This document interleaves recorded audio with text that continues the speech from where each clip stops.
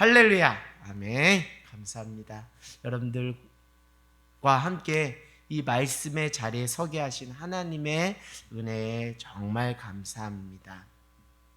오늘 말씀 제목 우리 함께 같이 읽어볼까요? 시작. 믿음으로 사는 삶. 할렐루야. 믿음으로 살아가는 저와 여러분 모두가 되기를 원합니다. 사랑하는 여러분, 여러분 편지를 한번 써보신 적이 있나요? 편지. 태어나서 한 번쯤은 다 편지를 써 보셨을 것입니다. 학창 시절에 어버이날, 스승의 날, 국군의 날, 그때 학교에서 편지를 썼던 것이 있어요. 자발적이든 비자발적이든 그 어떤 연유에서든지 편지를 썼던 경우가 있습니다. 부모님께, 또 사랑하는 사람에게, 또 왕년엔 내가 연애 편지 좀 썼지 하면서 흐뭇하게 웃음 짓는 분들도 계실 겁니다. 편지의 매력이 뭘까요? 편지의 매력은 서로 얼굴과 얼굴을 대면할 수는 없지만 편지를 읽으면서 편지를 쓴 사람의 무엇이 전달되는 것이죠? 마음이 편지를 받는 사람에게 전달되어서 편지를 쓰는 사람에 대한 이미지가 떠오르고 상상이 되면서 그와 함께 했던 추억에 대해 회상하고 그 추억에 잠기게 되는 것이죠. 제가 얼마 전에 이제 집을 이사를 하면서 이삿짐을 정리하는데 예전에 받았던 그 편지들이 이렇게 발견되더라고요. 군대에서 받았던 편지, 또 우리 제자들이 저에게 써준 편지, 또 교회 지체들이 써준 편지, 또 가족들이 써주신 편지, 또 저의 아내와 연애 시절 주고받았던 편지 등이 발견되었습니다. 자, 그 편지를 살짝 읽어보면서 그때 그런 일이 있었지, 맞아, 그때 그런 일이 있었지 하고 나름 추억에 잠기면서 흐뭇한 행복에 빠진 경험을 한 적이 있습니다. 특별히 제가 저희 아내와 연애 시절에 주고받은 편지를 보면 어디서 이런 뛰어난 문장력이 나왔는지 스스로 감탄하지 않을 수 없습니다. 정말 지금 읽으면요, 도저히 눈을 뜨고 읽을 수 없는 손발이 오글거리는 핑크빛 연애 감정이 고스란히 편지에 녹아져 있더라고요. 그 편지를 읽으면서 참 그때 참 좋았지 라면서 스스로 미소를 띄우게 됩니다. 사랑하는 여러분, 성경은 편지입니다. 할렐루야. 하나님께서 사랑하는 우리에게 쓰신, 직접 우리에게 성령의 감동으로 사람을 들어서 우리에게 쓰신 사랑의 편지인 줄 믿습니다. 오늘 우리가 2000년 전, 대략 2000년 전 우리에게 쓰여진 사랑의 편지를 우리가 지금 다시 꺼내어서 우리가 지금 읽고 있는 것입니다. 구체적으로 말씀드리면 사도 바울이 2000년 전에 썼던 그 편지의 내용, 또 그 편지 속에 숨겨진 마음, 편지 속에 그 사도 바울의 그 중심, 사도 바울은 어떤 심정으로 썼는지가 우리가 이 편지를 읽으면서 느낄 수가 있는 것이죠. 사도 바울은 정말 영혼들을 사랑했습니다.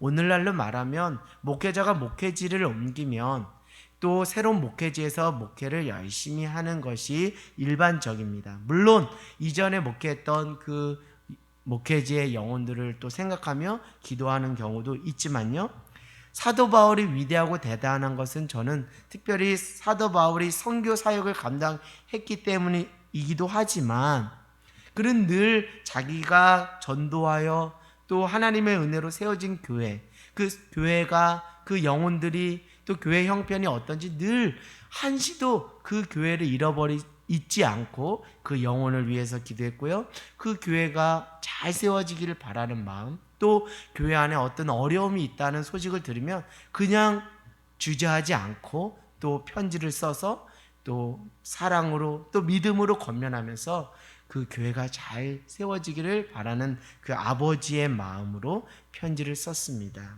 사랑하는 여러분, 정말 사도 바울은 영혼을 사랑했고요, 주님의 몸된 교회를 얼마나 사랑했는지, 그리고 그 교회를 지켜내기 위해서 얼마나 긴긴 밤을 눈물로 하나님께 기도로 호소했는지가 편지를 읽는 내내, 성경을 읽는 내내 상상이 되었습니다. 그러면서 저에게 많은 목회자로서 많은 도전이 되었습니다. 사랑하는 여러분, 사도 바울은 정말 하나님의 마음으로 영혼을 정말 사랑했고 주님의 몸된 교회가 정말 잘 세워지기를 간절히 바랬던 사람입니다. 그 간절한 마음이 편지에 고스란히 녹여져서 사람들에게 전달된 것이죠. 그 편지의 내용을 지금 우리가 보고 있는 것입니다. 그것이 동일하게 하나님께서 우리에게 쓰시는 사랑의 편지로 우리에게 전달되고 있습니다. 사도 바울의 그 마음이 동일하게 우리에게도 전달되게 되는 놀라운 은혜가 있게 될 줄 믿습니다. 사랑하는 여러분, 여러분도 살아가면서 이런 경험 하셨으리라 생각합니다. 그리고 이런 말에 대부분 동의를 하실 것입니다. 그것은 무엇이냐면 무엇이든지 처음부터 딱 하고 이렇게 정착되는 경우는 없어요. 딱 완성되는 것은 없습니다. 항상 무엇이 있다고요? 과도기가 있습니다. 과도기. 쉽게 말씀드리면 파도가 출렁이다가 그런 과도기를 거치면서 잠잠해지는 것처럼, 또 찻잔에 담긴 물도 잠시 출렁이다가 시간이 지나면서 잠잠해지는 것처럼, 하물며 우리네 인생 또 우리네 신앙의 여정은 오죽하겠습니까? 더욱 주님의 몸된 교회 공동체는 더욱 그렇습니다. 항상 정착하기 이전에 그 파도가 출렁이는 것처럼, 잠깐 요동하는 것처럼 교회 공동체 안에도 과도기가 있기 마련이죠. 지금 갈라디아 교회, 여러분들 지금 갈라디아 교회를 보면 지금 과도기에 있는 교회라는 것이 우리가 익히 알 수 있습니다. 뭔가 파도가 지금 출렁이고 있어요. 심상치 않은 파도가 출렁이고 있어요. 교회가 나름대로 안정적으로 세워지는가 하면 또 파도가 출렁이면서 과도기를 겪습니다. 때로는 교회의 지체로서 이런 모습을 보면 교회가 위기다, 좀 교회가 무너질 것 같아 노심초사하지만, 저는 오늘 이 말씀을 준비하면서 도리어 하나님께서 저에게 이런 확신과 믿음의 소망을 주었어요. 그것은 다른 것이 아니라 때로는 교회 안에, 또 우리네 인생 안에, 또 우리의 신앙 여정 안에 파도가 출렁이는 과도기가 있지만, 그것 또한 모든 것이 합력하여 선이 되게 하시는 하나님께서 우리네 인생, 또 우리의 신앙의 여정, 또 우리네 가정, 또 우리 교회를 든든하게 더욱 건실하게 세워가시는 하나의 과정이라고 저는 그 말씀을 준비하면서 문득 이런 생각과 또 믿음의 확신과 소망이 들게 되었습니다. 사랑하는 여러분, 지금 조국교회, 아니 세계 열방에 있는 교회는 지금 코로나19로 인해 거센 파도가 출렁이는 과도기를 겪고 있습니다. 그러나 이 시기를 믿음으로 잘 걸어가면, 또 하나님의 뜻을 잘 발견하고 순종의 자리로 나간다면 하나님께서 하나님의 오른손으로 교회를 붙드셔서 이전보다 교회가 더 건실하게 세워지는 은혜를 하나님께서 반드시 허락해 주실 줄 믿습니다. 할렐루야, 아멘. 하나님을 사랑하는 자, 그 뜻대로 부르심을 입은 자들에게는 모든 것이 합력하여 선이 되느니라, 아멘. 오늘 이 말씀이 우리의 인생의 약속의 말씀으로 소망으로 비춰질 줄 믿습니다. 여러분, 우리가 이 시간 소망, 우리의 피할 초소는 오직 하나님의 품이라는 것을 늘 잊지 않기를 원합니다. 하나님께 돌아가는 저와 여러분 모두가 되기를 원합니다. 하나님의 품 안에서 발견되어진 세상이 발견할 수 없는 소망, 그 평강, 그 은혜가 우리의 것이 될 줄 믿습니다. 더욱 이 시간들을 통해서 하나님께 기도하면 하나님이 이런 마음을 주시는 거예요. 하나님이 부어주시는 마음이 있는 거예요. 하나님이 부어주시는 소망이 있는 거예요. 그 소망의 노래, 그 소망의 이야기를 우리 서로 믿음의 지체들, 또 가정 안에서 만나는 사람들 안에 믿음으로 고백하며 함께 나누는 저와 여러분 모두가 되기를 원합니다. 이렇게 고백하면 되는 거예요. 하나님께서 당신과 함께 하십니다. 힘내십시오. 하나님께서 놀라운 회복의 역사, 새 창조의 역사를 써 나갈 것입니다. 조금만 믿음으로 인내하시면 하나님께서 열매 맺게 해 주실 것입니다. 이런 소망의 이야기, 소망의 노래를 믿음으로 고백하는 저와 여러분 모두가 되기를 원합니다. 제가 방금 전에도 말씀드렸죠. 초대교회, 특별히 갈라디아 교회는 지금 과도기에 놓여져 있습니다. 교회가 지금 잠깐 출렁이고 있어요. 우리가 생각하기 훨씬 더 큰 파도가 출렁이고 있는지 모릅니다. 갈라디아서 우리 한번 1장으로 한번 가볼까요? 이 파도가 심한 파도라는 것은 우리가 갈라디아서 1장 9절을 보면 알 수 있습니다. 1장 8절을 한번 8절 9절 10절을 한번 읽어보면 이 과도기에 이 파도가 얼마나 거센 파도였는지 알 수 있습니다. 8절 9절 10절이요. 그러나 우리나 혹 하늘로부터 온 천사라도 우리가 너희에게 전한 복음 외에 다른 복음을 전하면 저주를 받을지어다. 우리가 전에 말하였거니와 내가 지금 다시 말하노니 만일 누구든지 너희가 받은 것 외에 다른 복음을 전하면 저주를 받을지어다. 이제 내가 사람을 좋게 하랴 하나님께 좋게 하랴 사람들에게 기쁨을 구하랴 내가 지금까지 사람의 기쁨을 구하였다면 그리스도의 종이 아니니라. 아멘. 지금 파도가 심하게 출렁이는 거예요. 그것은 무엇이죠? 거짓된 복음을, 사도 바울이 전하는 그 복음 외에 다른 거짓된 복음을 전하는 거예요. 복음을 변질시키고 복음을 이상하게 교묘하게 하는 그런 위기 가운데 지금 갈라디아 교회는 파도에 출렁이고 있어요. 그 소식을 접하고 사도 바울은 긴긴 밤 갈라디아 교회를 위해서 기도했습니다. 갈라디아 교회 성도들을 위해서 기도했습니다. 주님, 갈라디아 교회 성도들을 붙잡아 주십시오. 갈라디아 교회를 지켜 주십시오 하면서 기도하면서 지금 갈라디아 교회를 성도들을 향해서 편지를 쓴 것이에요.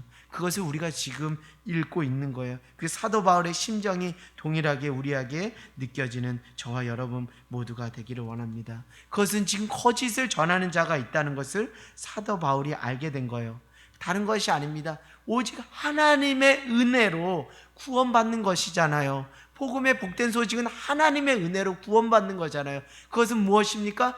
예수 그리스도를 우리에게 구원자로 보내주셔서 오직 예수 그리스도를 믿는 믿음 하나만 보시면 이방인이든 유대인이든 모든 인종을 초월해서 그 믿음 하나로 하나님의 은혜로 구원받는 그 놀라운 복음의 복된 소식이 있는데, 그 복음의 복된 소식을 자꾸 다른 것으로 꾸며서 거짓을 말하는 사람이 있고요, 자꾸 그것을 그 갈라디아 교회 공동체, 정말 믿음이 아직 연약하고 심지가 견고하지 못한 사람들에게 자꾸 강요하는 자들이 생겨났다는 것입니다.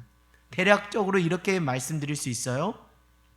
하나님의 은혜로 예수 그리스도를 믿는 믿음으로 구원받는 것도 참 좋은데 이것만으로는 부족합니다. 율법의 행위, 율법도 지켜야 합니다라는 논리를 피는 거짓된 사람이 있는 거예요. 그 율법의 대표적인 것이 여러분 무엇이죠? 할례를 받으라는 거예요. 너희들이 예수 그리스도를 믿는 믿음으로 구원을 받지만 그것뿐만 아니라 할례도 겸해서 받아다라는 것이에요.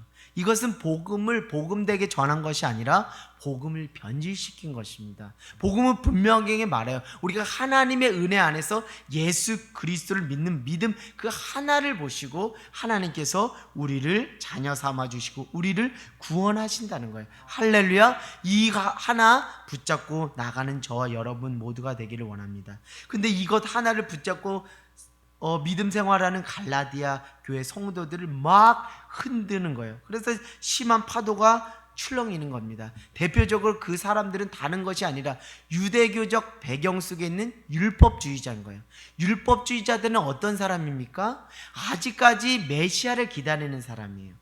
무엇입니까? 예수님은 좋은 선지자 중에 한 사람이지 예수님은 구원자가 아니다라고 여기는 사람들이 유대적인 율법주의자입니다. 그런데 유대교적인 배경 하에서 예수 그리스도를 믿는 그리스도인이 생긴 거예요. 쉽게 말씀드리면 유대교를 믿다가 기독교, 개신교, 기독교로 개종한 사람들이 있다는 거예요. 그러나 여전히 그들 안에는 유대적인 사고가 아직 고스란히 남아 있는 것이죠.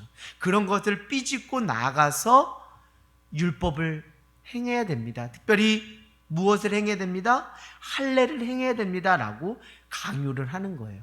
특별히 또 이방인들 중에 예수 그리스도를 믿은 사람들에게도 이렇게 막 현혹하는 거죠. 당신이 예수를 믿는 것 참 좋은데 할례도 행해야 됩니다라고 그렇게 말하는 것이죠. 근데 여러분, 여기서 이런 거짓 진리를 전하는 사람은 정말 오리지널 정통적인 유대적 율법주의자라고는 말할 수가 없습니다.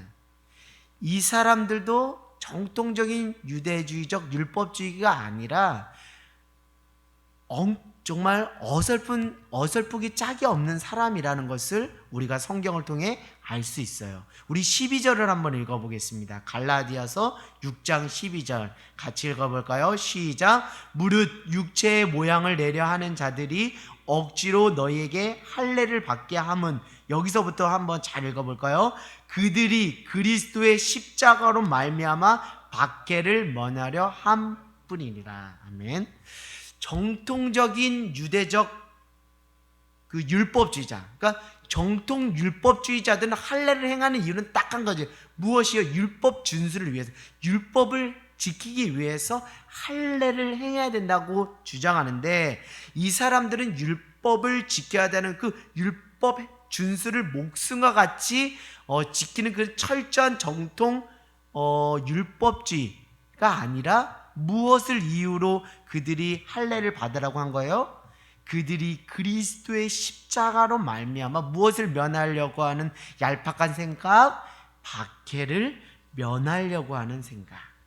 자, 또 한 가지 근거가 또 있습니다. 이 사람들이 정통 유대주의적 율법주의가 아니라는 것이 13절에 나와 있어요. 우리 같이 한번 읽어보겠습니다. 시작. 할례를 받은 그들이라도 스스로 율법을 지키지 아니하고 너희에게 할례를 받게 하려 하는 것은 그들이 너희로 육체로 자랑하려 함이라. 아멘. 정통 유대주의적 율법주의자는 율법 준수에는 정말 흠이 없어요. 그렇게 살았던 사람이 사도 바울이었죠. 율법은 흠이 없었던 사람이 사도 바울이었는데, 이 사람들은 할례를 받았고 할례를 강요했지만 정작 자기들은 무엇을 지키지 않았다고요? 율법을 지키지 않고, 율법 준수를 목숨과 같이 지키지 않고, 다만 할례를 내가 몇 명을 받게 했는지 그런 부분에 대해서만 자랑을 늘어 놓은 것이죠. 자, 이들이 왜 이렇게 되었는가? 이들이 왜 이렇게 복음을 변질시킬 수밖에 없는 사람이 되었던가? 왜 이렇게 거짓된 사람이 되었는가? 이 사람들은 양다리를 거친 거예요. 엄밀히 말하면 정말 기독교인도 아니고, 엄밀히 말하면 율법주의자들도 아니에요. 그러니까 율법주의자와 기독교 안에서 그 양다리를 거치며 교묘하게 계산적으로 기회를 엿보는 기회주의자들에 불과합니다. 지금 이 거짓된 자들은 누구의 공격이 두려운 거예요? 정통적 율법주의자들의 공격이 두려운 거예요. 야, 너희들 왜 그리스도의 십자가를 따러? 그리스도의 십자가를 따른다는 것은 무엇입니까? 그리스도의 십자가를 따르는 건 무엇이냐면, 우리의 죄를 대속하기 위해서 예수 그리스도께서 십자가에 달려 돌아가셨다는 것을 믿고 그것을 따라가는 거기 때문에, 그것을 따라간다는 것은 곧 예수 그리스도를 무엇으로 인정하는 거예요? 구원자 메시아로 인정한다는 거예요.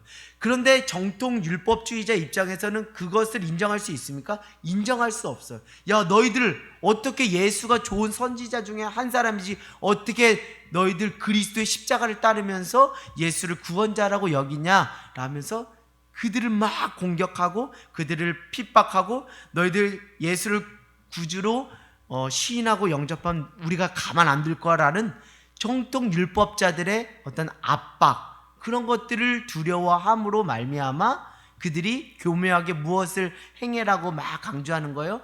율법을 준수해야 됩니다. 특히 무엇을 행해야 됩니다? 할례를 지켜야 됩니다 라고 막 그렇게 거창하게 떠벌리는 거예요.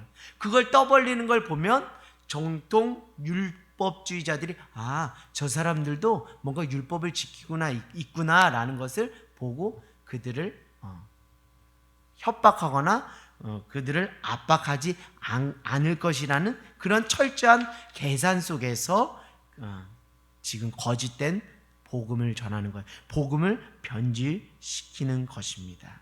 그리고 또 무엇입니까? 정말 율법 준수로 프라이드 의식을 갖는 것이 아니라 율법 준수는 고사하고 율법 준수에는 애시당초 관심이 없고 무엇에만 관심이 있었다고요? 내가 교묘하게 내가 현혹시켜가지고 내가 거짓된 복음을 전해서 정말 믿는 사람 그리스도인들 중에 몇 명이나 할례를 받았다는 것을 무엇하는 데만 이용한다는 거예요?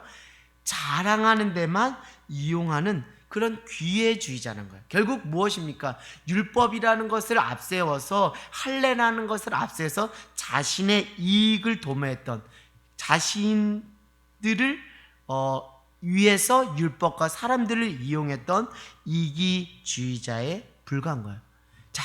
자신이 얼마나 많은 사람을 할례로 인도했는지 그것을 13절에 그들은 자랑하는데 참 스승이요 참 목자인 사도 바울은 무엇을 자랑한다고 14절에 말하고 있어요? 우리 14절 같이 읽어보겠습니다. 시작. 그러나 내게는 우리 주 예수 그리스도의 십자가 외에는 결코 자랑할 것이 없나니. 무엇만 자랑한다는 거예요? 그리스도의 십자가만을 자랑한다는 거예요. 할렐루야. 사랑하는 여러분, 우리도 오직 주님의 십자가만을 자랑하길 원합니다. 왜요? 그 십자가를 통해서 우리가 구원을 받았기 때문에 그 십자가를 통해서 우리가 하나님의 나라에 들어갈 수 있는 구원의 길이 열려졌기 때문에 오직 그 주님의 십자가로 말미암아 우리가 하나님의 관계가 회복되었고요. 그 십자가로 말미암아 우리의 죄의 문제가 해결되었기 때문에 십자가는 우리에게 생명을 허락한 하나님의 크신 은혜입니다. 그러면서 그는 이렇게 고백하는 거예요. 그리스도로 말미암아 세상이 나를 대하여 십자가에 못 박히고 내가 또한 세상에 대하여 그러하니라. 아멘. 그러니까 무엇입니까? 이제 나는 십자가 옆에서 나는 죽고 예수로 살겠다는 거예요. 십자가에서 나 자신을 쳐서 날마다 복종하겠다는 거예요. 십자가 앞에서 나를 죽이겠다는 거예요. 무엇을 죽이겠다는? 세상의 정욕과 탐심을 다 못 박아 죽이고 다시 나는 누구로만 더불어 살겠다는 거예요? 나는 죽고 예수로 더불어 살겠다라는 그 믿음, 그 십자가만을 자랑하는 거예요. 그러니까 정말 예수 그리스도의 그 십자가만을 자랑하는 사도 바울이야말로 참 목자, 참 스승이라는 것을 우리가 익히 알 수 있습니다. 여러분, 우리 갈라디아서 2장 20절에서 21절 말씀 우리 같이 한번 읽어보겠습니다. 이 말씀 여러분의 신비에 새기며 늘 이 말씀 놓지 않았으면 좋겠습니다. 갈라디아서 2장 20절에서 21절 너무 잘 아는 말씀이죠. 우리 이렇게 삽시다. 시작. 내가 그리스도와 함께 십자가에 못 박혔나니 그런즉 이제는 내가 사는 것이 아니요 오직 내 안에 그리스도께서 사시는 것이라. 이제 내가 육체 가운데 사는 것은 나를 사랑하사 나를 위하여 자기 자신을 버리신 하나님의 아들을 믿는 믿음 안에 사는 것이라. 내가 하나님의 은혜를 패하지 아니하노니 만일 의롭게 되는 것이 율법으로 말미암으면 그리스도께서 헛되이 죽으셨느니라. 아멘. 여러분, 사랑하는 여러분, 이제는 내가 사는 것이 아니요 내 안에 예수 그리스도가 살아 역사는 저와 여러분 모두가 되기를 원합니다. 사도 바울, 여러분 이제 더 깊이 들어가겠습니다. 말씀을 더 깊이 들어가서 우리가 말씀 속으로 더 들어가겠습니다. 그렇다면 사도 바울은 지금 거짓된 사람들이 무엇을 자꾸 받으라고 강요한다고요? 할례를 받으라고 강요한다는 거예요. 어떻게 보면 반대 진영에 있는 사도 바울은 이렇게 주장했을 거라고 우리가 예측할 수 있어요. 오직 예수 그리스도를 믿는 믿음 안에서 구원받는 거니까 더 이상 무엇을 받지 마라? 할례를 받지 말라. 할례 받는 것은 아무 소용이 없다. 할례 받지 말라라고 그렇게 반대편에서 어떤 반박을 하고 논증을 하는 그런 식으로 이렇게 편지를 쓰고 반박할 것 같은데 전혀 그렇게 반박하지 않습니다. 신기하고 놀라운 것은 사도 바울은 할례 받은 것을 자랑하지 않습니다. 그렇다고 할례를 안 받고 예수 그리스도를 믿는 믿음으로 살아가는 그 자체를 또 귀한 것이지만 할례 받지 않았다는 것 그 자체만을 또 자랑거리로 여기라고 가르치지 않습니다. 그것이 어디에 나와 있어요? 15절에 나와 있잖아요. 어떻게 말하고 있습니까? 할례 받은 것 또는 할례 받지 않은 것, 그것은 아무것도 아니다. 그것은 중요한 게 아니다. 할례 받은 것을 자랑할 것도 아니고 할례 안 받은 것을 자랑할 것도 아니다. 그것은 아무것도 아니다. 그것은 무엇이 아니다? 우리가 처절하게 붙잡아야 될 무엇이 아니다? 본질이 아니다라는 것이요. 우리는 오직 무엇만 자랑해야 된다? 그 앞절에 보면 14절에 보면 무엇만 자랑해야 된다? 십자가만을 자랑해야 된다. 할렐루야. 더 나아가서는 무엇이 중요하다는 거예요? 15절 뒷절에 오직 새로 지으심을 받은 것만이 중요하다. 우리의 신앙의 그 어떤 패러다임, 어떤 신앙의 사고의 틀이 때로는 복음의 선명성, 어떤 하나님의 뜻을 더욱더 선명하게 세우기 위해서 선택해야 될 때가 있습니다. 세상인지 주님인지 딱 정해야 될 때가 있습니다. 양자택일해야 될 때가 있어요. 그런데 여러분, 그런 부분은 본질적인 부분에서는 우리가 양자택일을 해야 되는 것이 맞습니다. 그러나 비본질적인 것에서는 양자택일을 하는 것이 때로는 자칫 잘못하면 흑백 논리로 빠져서 다양성을 해칠 수가 있고 타인의 의견을 묵살시킬 수도 있다는 거예요. 우리가 본질에 대해서는 목숨을 걸고 지키되 비본질적인 것에 대해서는 어떤 양자택일 흑백 논리의 패러다임을 벗어버리고 유연한 자세로 상대방의 이야기를 들을 수 있는 열린 자세가 필요하다는 것이죠. 저는 그런 면에서 여러분들에게 말씀을 드립니다. 그런데 여러분, 우리가 살아가면서 때론 우리가 겉으로 드러나는 표시들, 우리가 겉으로 드러나는 어떤 모습, 모양, 어떤 증거, 그런 것들이 있고 없고에 우리가 너무 신경을 많이 쓰다 보니까 정작 본질을 놓쳐 버릴 때가 있다는 거예요. 여러분, 저는 이런 명함을 본 적은 없습니다. 여러분 한번 생각해 보십시오. 상상을 해 보십시오. 누군가가 저에게 명함을 주는데 이렇게 명함을 썼다고요. 대부분 명함은 자기 어떤 이름, 자기 어떤 직함, 자기 이메일 주소, 자기 어떤 연락처 이런 것들을 하는데 거기다가 나는 모태신앙입니다. 나는 4대째 믿음의 집안입니다. 나는 방언의 은사를 받았습니다. 나는 신유의 은사를 받았습니다. 이런 것들을 겉으로 드러나는 것들, 그런 것들을 쭉쭉쭉쭉 늘어놓는 그런 것들을 나열해서 명함을 만들어서 누군가가 나에게 줬다라고 생각하면 여러분 그것을 받을 때 정말 느낌이 어떨까요? 좀 웃음이 나오지 않겠습니까? 물론 그것도 귀한 믿음의 유산이긴 하지만요, 우리가 때로는 우리가 본질적인 차원에서 더 깊이 들어가면 겉으로 드러나는 어떤 표시, 그것이 있고 없고가 때로는 중요하지만 더 이전 우리가 보이지 않는 그 내면의 그 심중의 그 중심의 그 본질이 더 중요하다는 것을 우리가 늘 잊지 않는 저와 여러분 모두가 되기를 원합니다. 겉으로 보여지는 그것에 있고 없고 때문에 누구를 판단하고 또 정죄하는 것, 그것이 있고 없고에 너무 신경을 쓰다 보니까 정작 본질을 놓쳐버릴 때가 있어요.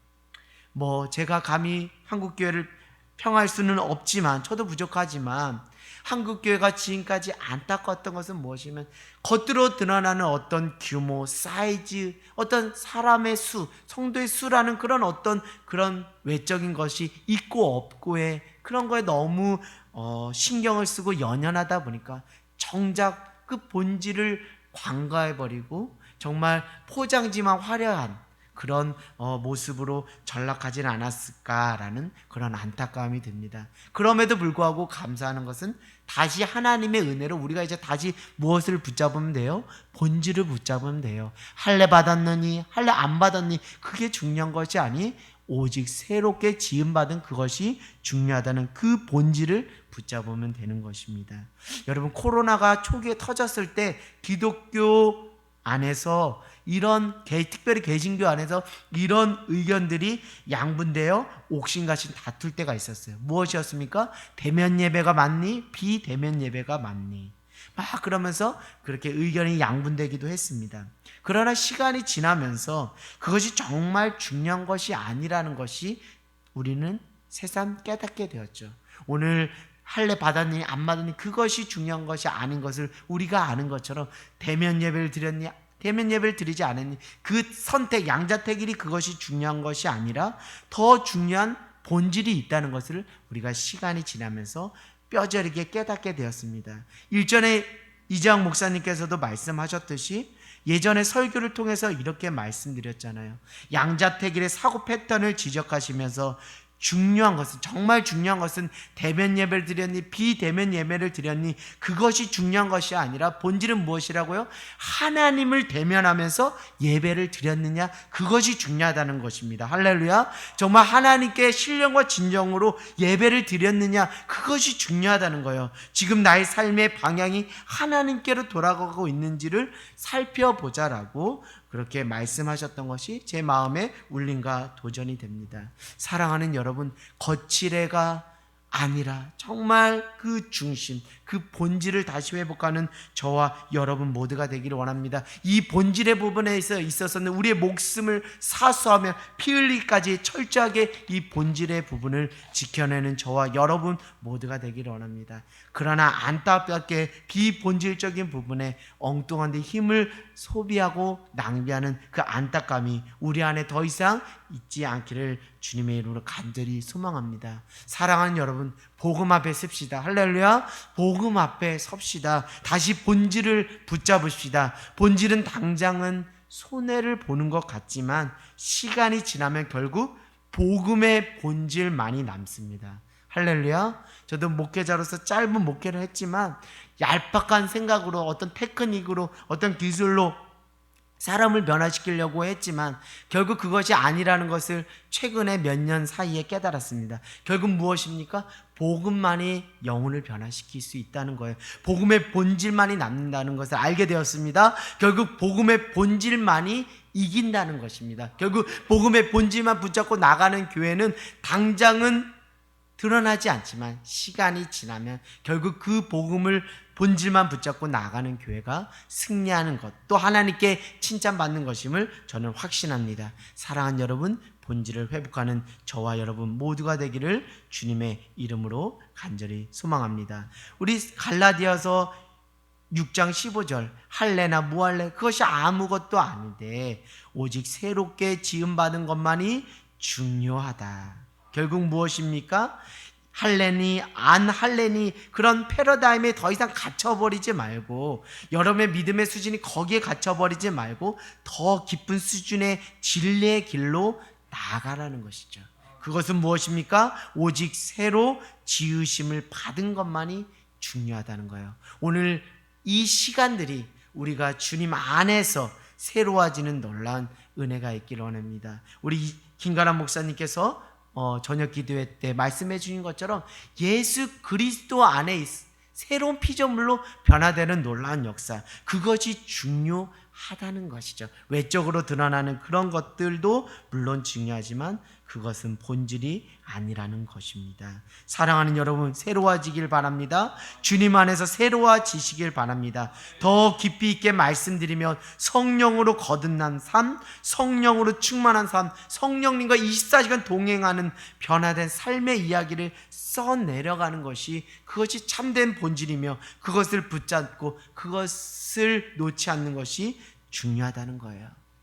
사람들이 위기가 찾아오면 사람들이 대부분 생각이 깊어집니다. 생각이 많아집니다. 생각이 복잡해집니다. 그러나 여러분, 생각 복잡하게 할 것 없습니다. 간단, 명료, 심플해지십시오. 주변적인 것에 마음 빼앗기지 마십시오. 그저 본질 하나만 생각하고 본질 하나만 붙잡고 가면 됩니다.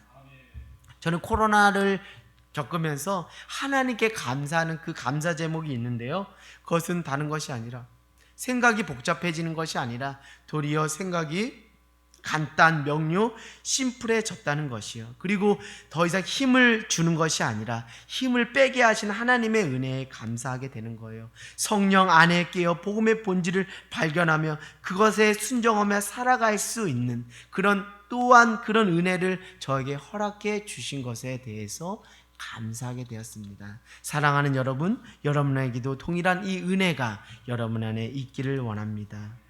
저는 우리 안에 정말 간단 명료한 고백 하나 이것 있었으면 좋겠어요.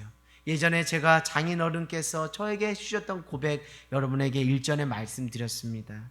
장인어른이 저에게 하루는 이렇게 말씀하더라고요. 사위님, 시간이 지나면 지날수록 내 일평생 이런 일 저런 일 또 높은 자리에도 가보고 또 돈도 만져보고 또 여러 가지 또 성공도 해보았지만 이런 일 저런 일 겪어보면서 한 가지 남는 것 한 가지 있습니다. 그것은 무엇이냐면 결국 예수님밖에 없더라는 것입니다. 사랑하는 여러분, 우리 안에 이 코로나19 이 시간 속에서 이 고백이 우리 안에 고백되어지기를 원해요. 결국 예수님밖에 없더라. 결국 예수님만이 정답이구나. 결국 예수님만이 길이요 진리요 생명이구나. 할렐루야. 이 고백이 우리 안에 고백되어지는 놀라운 역사가 있기를 원합니다. 사랑하는 여러분, 이 세상 사람들도 다 알아버린 것 같아 매우 안타깝습니다. 그것은 기독교인들이 이제 어떤 말을 쏟아내어도 이제 기독교인들의 말을 신뢰하지 않습니다. 왜냐하면 기독교인들의 그 이중적인 모습에 실망한 사람들이 한두 명이 아니기 때문입니다. 그들의 이중성에 학을 떼었다라고 하는 사람들의 소리를 들을 때마다, 또 어떤 사람들은 모 이단의 처신보다 못하다는 사람들의 볼멘 소리를 들을 때마다 가슴이 너무 아프고 스스로 회개가 터집니다. 내가 잘못했습니다. 내가 부족했습니다. 교회가 잘못했습니다. 교회가 부족했습니다. 이제는 여러분, 말뿐인 신앙이 아니라 흔적으로 드러나는 신앙이 되기를 간절히 소망합니다. 무엇으로 드러나는 신앙이요? 흔적으로 드러나는, 말로써 드러나는 신앙이 아니라 흔적으로 드러나는 신앙. 그 흔적을 사도 바울은 무엇이라고 했어요? 나를 더 이상 괴롭히지 말라. 17절, 내 몸에 무엇을 가졌노라? 예수의 흔적을 가졌노라. 할렐루야. 사도 바울의 고백처럼 예수의 흔적이 드러나는 신앙이 되기를 간절히 소망합니다.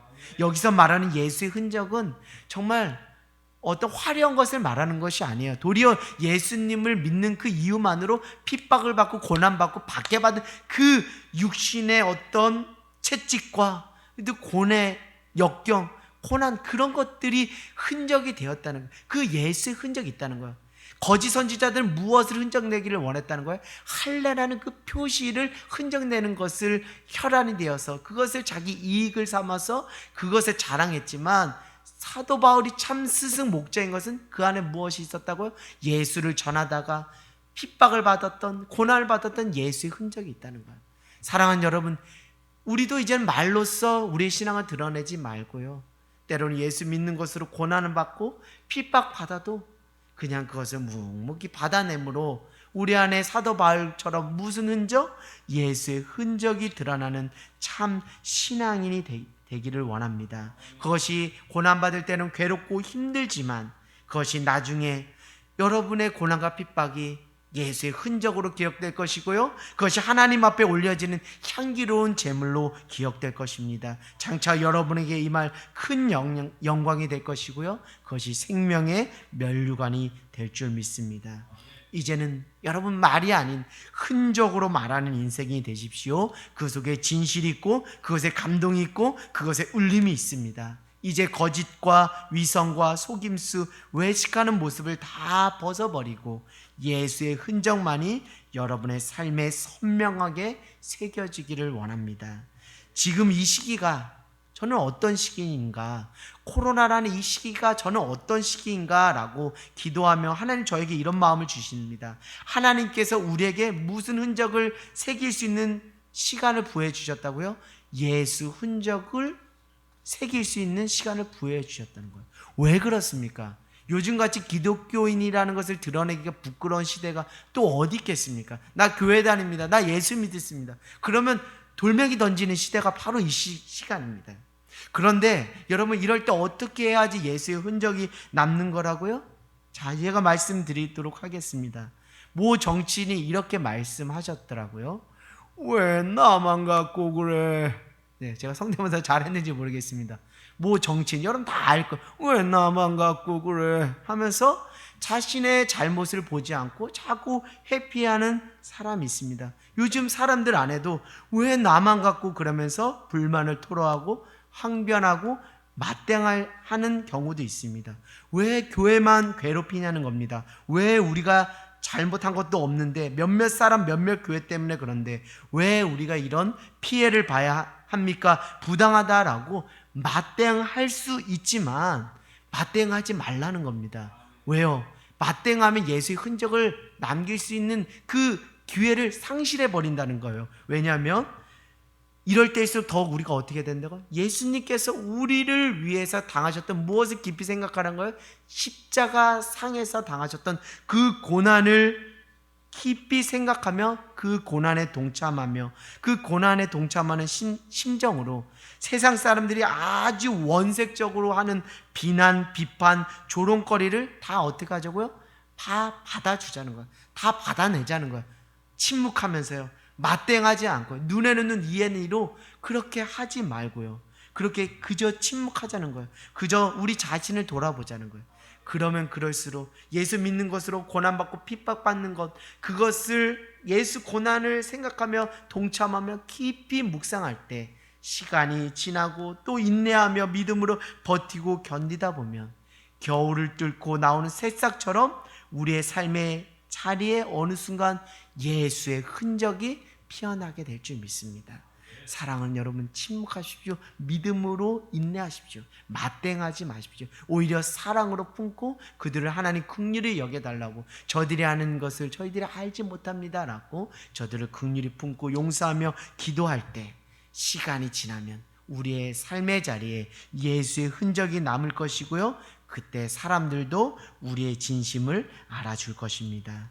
사랑하는 여러분, 지금 시간이 멈춘 것 같죠? 절대 시간은 멈추지 않았습니다. 하나님의 구원의 역사, 하나님 나라의 시계는 지금 계속 돌아가고 있습니다. 때가 참에 하나님께서 새로운 일, 새 창조의 놀라운 역사를 써내려갈 날이 반드시 올 줄 저는 확신합니다. 사람들이 여러분에게 코로나가 이제 다 끝났다고 가정하고요, 코로나가 다 끝나고 여러분에게 이런 질문을 했다고 가정했을 때 여러분 어떻게 대답하시겠습니까? 아무개님, 코로나 어떻게 이겨내셨나요? 아무개님, 코로나 어떻게 극복하셨나요? 아무개님, 코로나 기간 어떻게 보내셨나요? 여러분, 코로나를 다 마치고 누군가가 믿는 나에게 이렇게 질문했을 때 여러분 어떻게 답변하시겠습니까? 그때 가서 그 답변을 준비하시겠습니까? 지금 그 답변을 미리 삶의 자리에서 준비하시겠습니까? 우리 갈라디아서 6장 18절 말씀 한번 읽어볼까요? 시작. 형제들아, 우리 주 예수 그리스도의 은혜가 너희 심령에 있을지어다. 아멘. 오늘 이 갈라디아서 6장 18절은 편지의 맨 마지막 구절이죠. 정말 그 사도 바울이 그 마음의 중심을 다 녹인 엑기스 중에 엑기스가 갈라디아서 6장 18절에 있다고 봐요. 사랑하는 믿음의 지체들 여러분, 우리 주 예수 그리스도의 은혜가 여러분 심령에 있기를 원합니다. 사랑하는 여러분, 그 은혜를 잃어버리지 마십시오. 그 은혜를 까먹지 마십시오. 그 은혜에 빚진 자로 은혜 보답하며 사십시오. 여러분의 심령에 은혜가 촉촉하게 적셔지길 원합니다. 여러분의 심령에 은혜의 법, 생명의 성령의 법이 지배하길 원합니다. 저도 여러분 마지막 편지를 여러분들에게 만약에 쓴다면 저도 사도 바울처럼 이렇게 쓰고 싶어요. 사랑하는 여러분, 예수 그리스도의 은혜가 여러분의 심령에 있기를 간절히 소망합니다. 사랑하는 여러분, 코로나19를 어떻게 이겨내셨습니까? 코로나를 어떻게 극복하셨습니까?